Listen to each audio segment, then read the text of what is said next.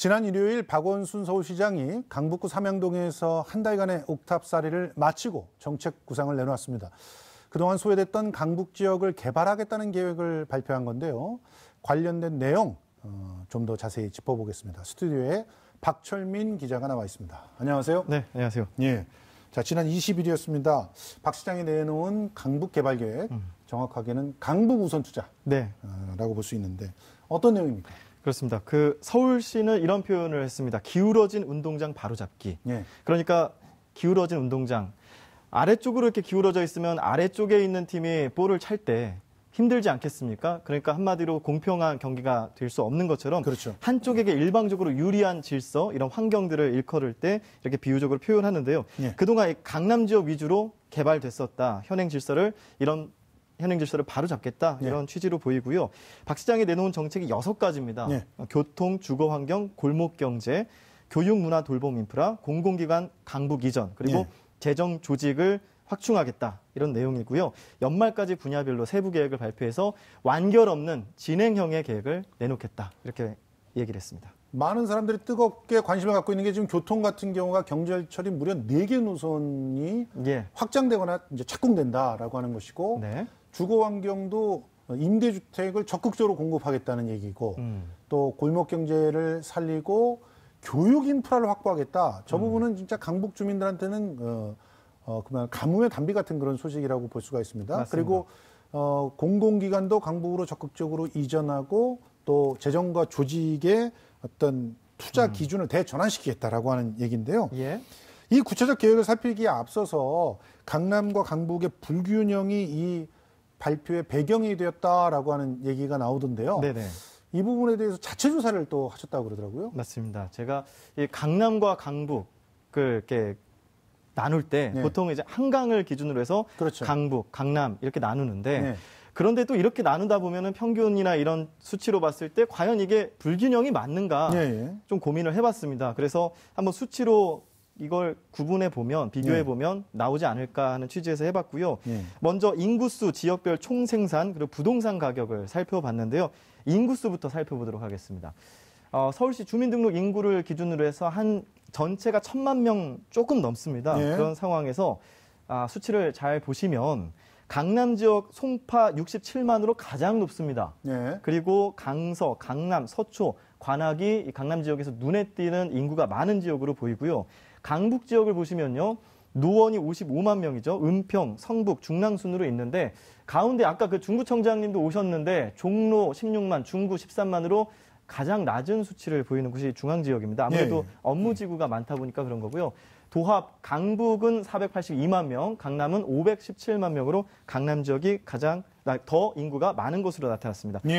그리고 이제 지역 내 총생산, 그러니까 그 지역에서 얼만큼 생산 비용이 많이 나오는가, 이거를 또 해봤는데. 일종의 부가가치가 얼마나 나오는가 이런 얘기겠죠? 맞습니다. 그래서 2015년 기준이 있길래 제가 봤더니 이 강남이 역시 57조로 가장 두드러졌고요. 중구가 47조, 강북에 있는 중구 47조로 2위였습니다. 그다음으로 서초, 송파가 뒤를 이었고요. 근데 동부권을 보시면요. 박원순 서울시장에 있었던 삼양동 강북구죠. 2조, 도봉구 2조, 노원구도 5조, 성북 4조, 중랑구 3조로 취약한 것으로 나타났습니다. 강북이 144조, 강남이 184조로 나타났습니다. 아파트 평균 가격도 한번 살펴보셨다면서요? 네, 많은 분들이 관심 있을 것 같은데요. 2018년 서울시 아파트 평균 매매 가격 8월 17일 기준으로 제가 의뢰를 해서 이게 가장 피부로 확 다가올 것 같아요. 그렇습니다. 자, 한번 보시죠. 도봉이 1,240만 원, 강북이 1,304만 원인데 강남 한번 가보실까요? 이게 평당 가격이라는 거죠? 그렇습니다. 3.3제곱미터당 단위는 10,000원인데요. 서초, 강남, 송파, 강남 3구로 불리는 이 지역. 강남구는 4,639만 원, 서초구 4,276만 원, 송파구가 3,300만 원을 넘습니다. 그리고 강동구도 2,483만 원으로 나타났고요.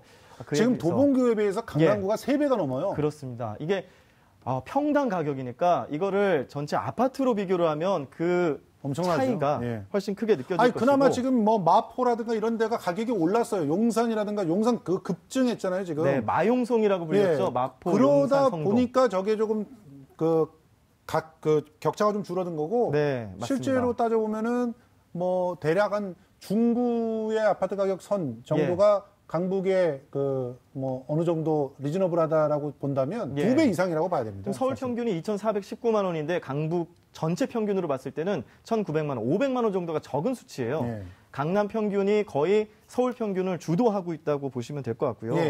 그리고 뭐 강남 지역에서 구로나 금천 지역, 관악 지역도 대체적으로 좀 평당 가격이 낮은 것으로 나타나고는 있지만 워낙 강남 3구가 아주 강세로 나타났습니다.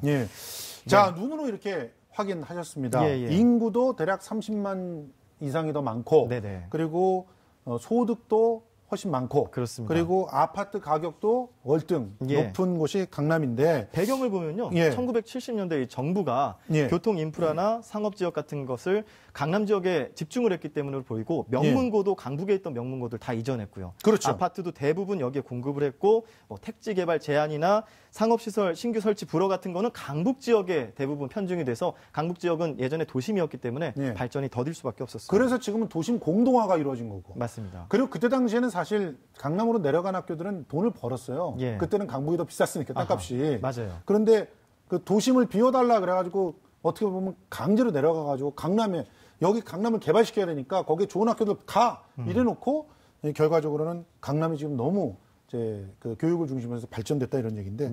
자, 그러면 그 지금 그 강북만의 차별화된 경쟁력을 만들겠다는 구상 일단 그 박 시장의 발언을 듣고 좀 살펴볼까요? 더. 한번 들어보시죠. 개천에서 용인할 수 있어야 됩니다. 그런데 지금 우리 현실은 어떻습니까? 저는 이러한 변화가 필요한 우리 강북의 절박한 현실을 그야말로 절박감을 가지고 고민했습니다. 오늘 발표는 그 고민의 일부라는 말씀을 드립니다.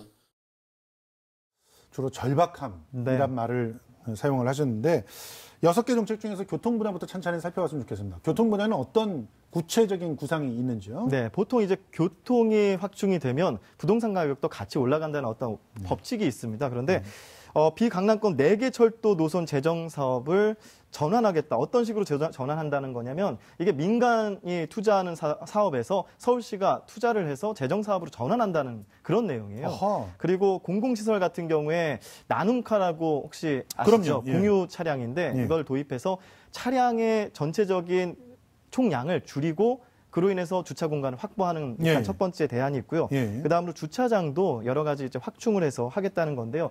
자, 도표가 있습니다. 보시면 일단은 경제성이 없다는 이유로 추진이 지연됐던 도시철도 사업, 면목선 우이신설 연장선, 목동선, 난곡선 이렇게 4군데인데요. 여기를 일단은 확충을 하고 2022년 이내에 착공 목표로 조속히 추진한다는 내용이고요. 또 뭐 여러 가지 중에서 재밌는 게 하나 있는데요. 여기 강북 지역에 북한산이 있다 보니까 오르막이나 구릉지가 많습니다. 그렇죠. 그래서 이 경사형 모노레일이나 곤돌라 같은 새로운 교통수단을 도입한다는 게 있고요. 2020년까지 뭐 각 5개 권역에 1개소씩 한번 설치를 해보겠다 이런 구상을 내놨습니다. 다음으로 주차 공간 문제죠. 나눔카도 말씀을 드렸는데 이런 그 주차 공간을 8,000면 정도를 조성을 하겠다라고 공약을 발표했습니다.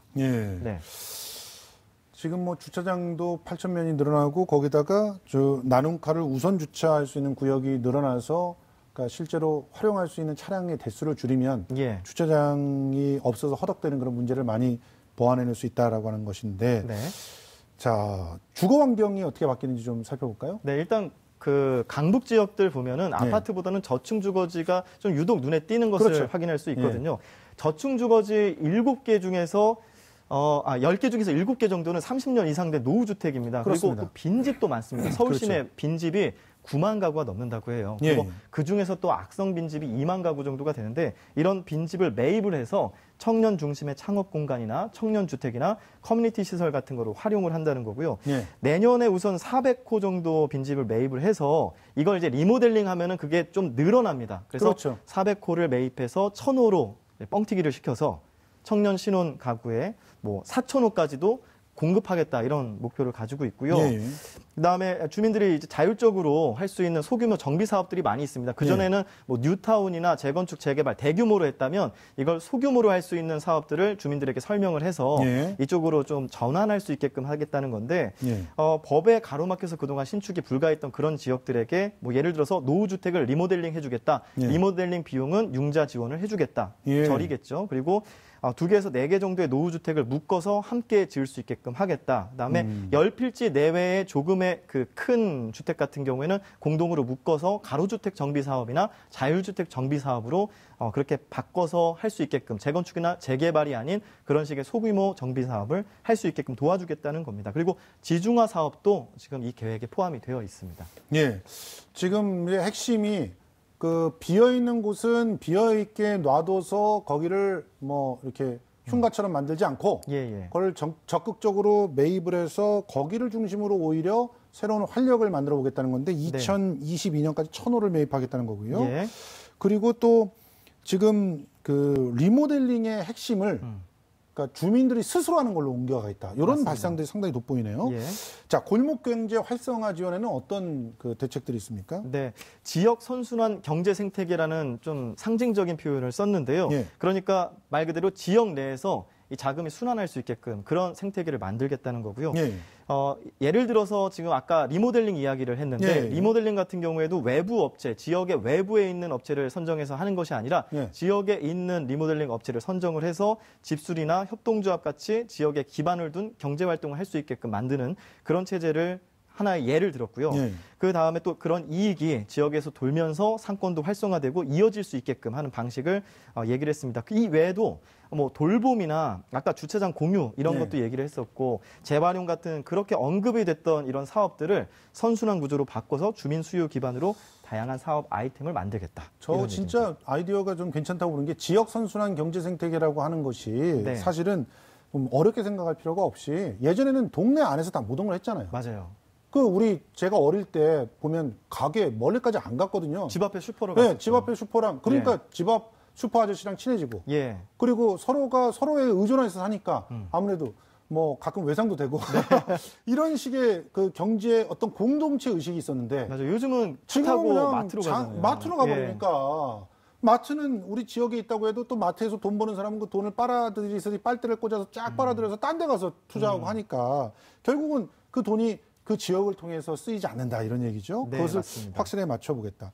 이 교육 양극화 문제도 좀 정리해 주시죠. 그 강남의 소위 명문고들 이제 옮겨오는 겁니까? 아직 그 고등학교에 대한 발상보다는 다른 발상이 또 눈에 띄는데요. 서울 소재 대학교가 대부분 어디에 있는지 혹시 아시나요? 그렇죠. 대부분은 사실 그 도심에 있다고 보죠. 맞습니다. 이제 강북 지역에 지금 총 51개 학교 중에서 49개 학교가 강북 지역의 대학교가 있어요. 그래서 이 대학을 중심으로 해서 대학과 주변 고등학교를 연계를 해서 교육이나 진로 프로그램 같은 것들을 함께 연계할 수 있는 프로그램 만들겠다라는 거고요. 그 외에도 이제 뭐 강북 지역에 있는 학교들에게 지원하는 것들이 있는데 2022년까지 120개 학교에 스마트 패드나 3D 프린터 같이 IT 기반의 어떤 지원들을 하고요. 초등학교 108곳에는 뮤지컬이나 음악 같이 예체능 활동을 할 수 있는 그런 전용 교실을 만들 수 있도록 하고 또 20곳에는 구립도서관을 확충한다고 하고요. 그리고 요즘 돌봄 어렵지 않습니까? 영유아 열린 육아방이나 국공립 어린이집 같은 경우에도 전체 앞으로의 계획의 90%를 강북에 일단 우선 투자하겠다. 이런 계획을 내놨습니다. 사실 이게 굉장히 목말랐어요. 제가 이제 원래 그 강북의 미아사거리 이쪽에 살다가 대학로에서 거기까지 밀려갔거든요. 조금 밀려갔다가 거기서 애를 낳을까 생각을 하니까 도저히 거기서 못 키우겠더라는 거죠. 그래서 어쩔 수 없이 무리해서 제가 강남에 반지하로 가고 막 이랬었거든요. 그래야 애를 낳으면 키울 수 있는, 맡길 수 있는 데가 있으니까. 맞아요. 신혼부부들은 아이 키우기 좋은 환경으로 이사를 하는 경향들이 그래서 있거든요. 자꾸 송파 뭐 이런 데로 가고 좀 마포 이런 데로 오는 거였거든요. 맞습니다. 그래서 이런 부분이 좀 나아지면 확실한 경쟁력이 좀 생길 것 같다는 생각이 드는데요. 아니 이거 공공기관을 강북으로 이전하겠다. 이거는 대상 기관이 뭐 결정이 돼 있나요? 지금? 일단 대상 기관이 세 군데인데요. 서울시 소재의 그러니까 서울시 산하 공공기관이고요. 강남권에 소재했던 서울주택도시공사나 서울연구원 그리고 인재개발원이 그 옆에 바로 있습니다. 맞아요. 우선 검토 대상으로 세 군데를 강북으로 이전할 수 있게끔 한번 검토해 보겠다. TF를 만들어서 일단 올해 안에 계획을 발표하겠다는 구상입니다. 서울시 산하기관이 무려 53개나 있다면서요? 맞습니다. 53개가 있는데 그런데 아까 그 동부권 아까 유심히 보셨죠? 도봉, 노원, 성북, 강북 이 지역에는 총 53개 중에 3곳만 있다고 해요. 너무 불균형하네요. 예, 맞습니다. 그리고 이러기 위해서는 돈을 마련해야 되잖아요. 기본적으로. 네. 이 돈을 1조 원 규모로 그 재원을 만들어 활용하겠다고 발표를 했는데 이 정도면 충분한가요?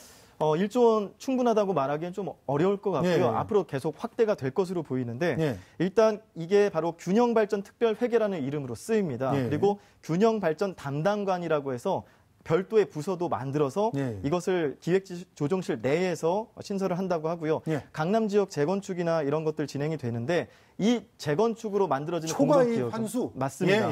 공공기여금이나 초과이익 환수금을 이쪽 강북 지역에 발전하는 발전기금으로 쓴다고 하니까 1조 이상이 될 것으로 예측이 되고 있습니다. 괜찮네요. 사실 돈들은 뭐 초과이익 환수가 크면 클수록 강남 분들은 돈을 벌어서 좋고 또 그 이익금으로 강북을 개발해 좋고 맞습니다. 누이 좋고 매부 좋은 것 같은데 왜 그렇게 생각을 안 하시는지 잘 모르겠습니다.